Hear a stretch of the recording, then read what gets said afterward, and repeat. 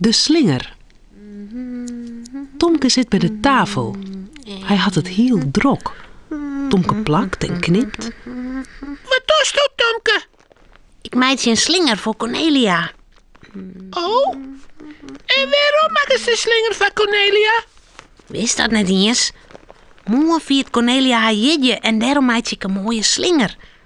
Nou, zo, ik haal een heel eind in. Tomke houdt de lange trie omheeg. Onder de trieën hing je vlagjes. Rode, groene en gele vlagjes. Ik kan daar wel helpen, Tomke.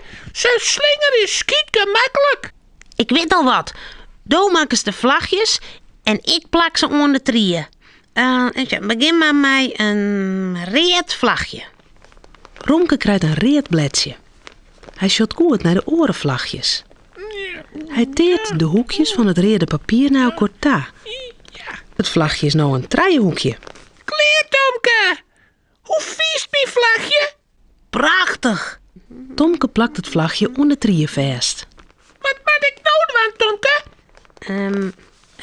Maak je maar een groen vlagje, Romke. En dan een geel vlagje.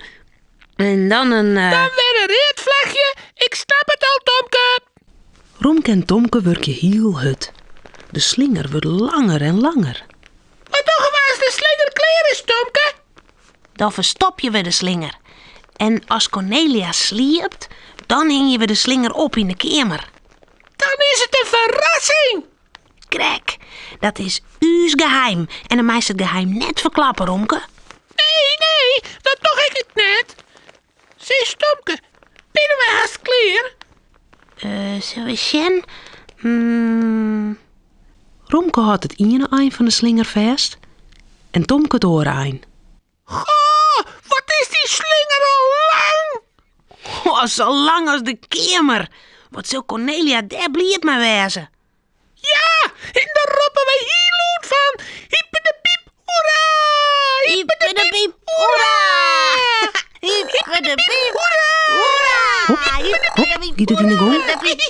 Tomke en Romke jaren neer. Ze roepen nog een keer. Hippe de piep, hoera! De deur van de kamer gaat open. En daar staat... Cornelia! Voort, Romke. Cornelia met die slinger net Jen. Romke sjocht om hem heen en dan kroept er als een raket onder de tafel. De slinger draait om de ene poort van de tafel en dan om de orenpoort en een stikslinger bloedt om zijn eigen poortje hingen. Voetslinger van mijn poortje. Romke slacht om hem heen. De slinger zit nou ikkel om zijn lief en zijn kop. Wat toch stond er onder die tafel, Romke? Kom er dus onder wij. Dat kan het. Ik zit vast. Oh jee. Vast? Hoe kan dat nou? Dat mag ik net zeggen van Tomke. Dat is een geheim. Uh-oh. Ja, ik begreep het. Maar wij kunnen daar net onder de tafel zitten litten, Romke. Zullen we het geheim dan maar verklappen, Romke? Ik vind het best. Als ik je maar bij kom.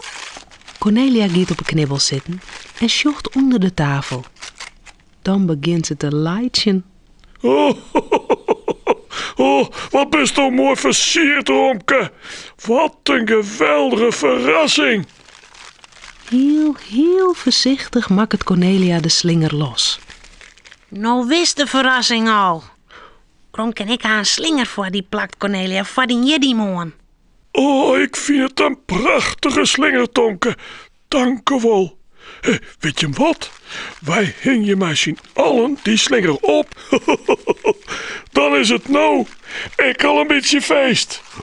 Ja! Romke, Cornelia en Tomke zullen sliepen. Het verhaaltje is nou uit. Voordat ze op haar bedje kroepen, jouwen ze daar nog gauw een tuut.